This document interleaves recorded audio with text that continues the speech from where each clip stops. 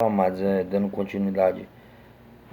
Então, entendendo, né, a pessoa de nosso Senhor Jesus Cristo, que sua missão aqui na terra não era simplesmente vir aqui ao mundo e gozar dos prazeres terrenos, e então somente depois disso descansar em paz.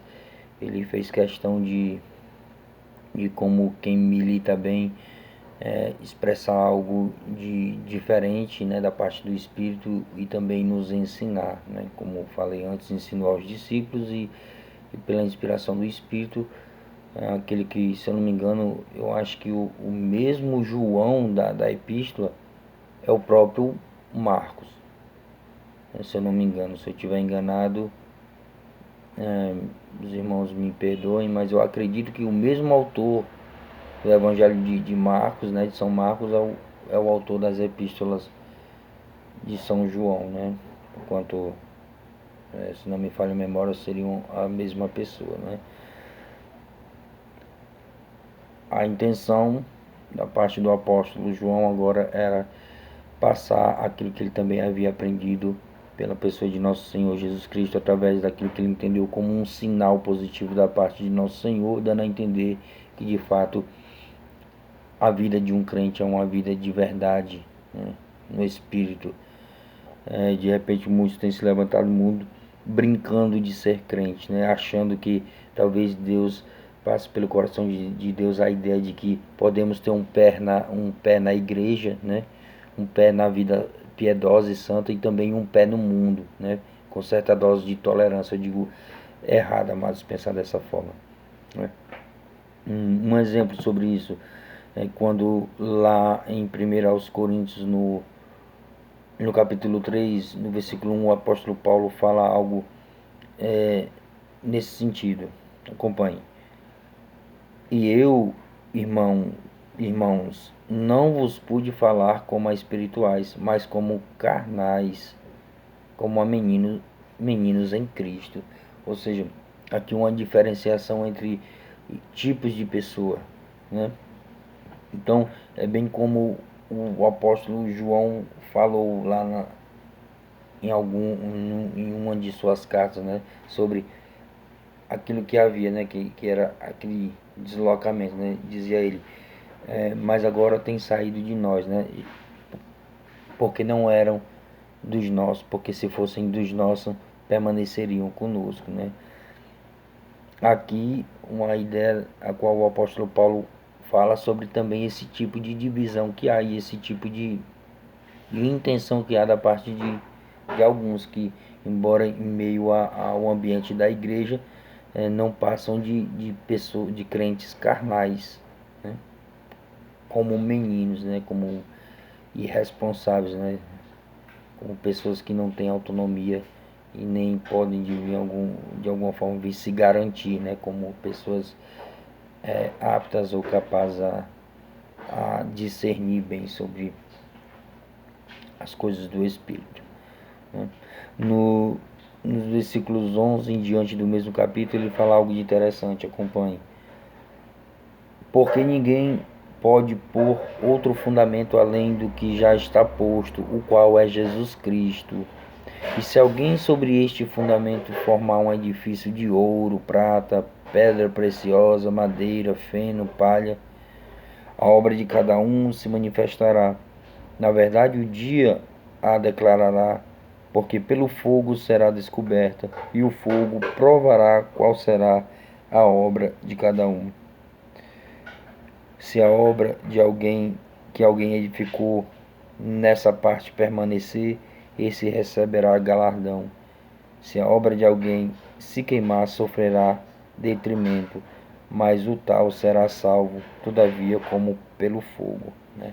Então, amados, só uma parada aqui para uma breve explicação. Olha só, a palavra do apóstolo Paulo diz que mediante ao fogo a obra de cada um, né, permanecerá ou perecerá, né? Porque o fogo haverá de provar a obra de cada um. Diz mais o apóstolo Paulo também que ninguém pode colocar um outro fundamento além daquele que já fora posto. Ou seja, a obra do Evangelho depende daquele que a fundou, né? E quem é, qual o fundamento da obra de Deus por Cristo, por meio de Cristo, senão a pessoa de nosso Senhor. Amém? Diz a palavra que qualquer que pôr outro fundamento, seja prata, seja ouro, seja pedra preciosa, seja qualquer outro tipo de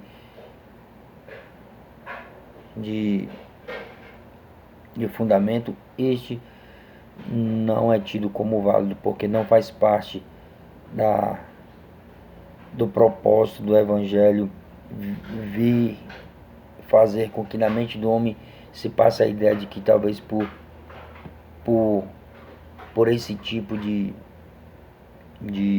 coisa, talvez venha haver de alguma forma resgate da alma do homem.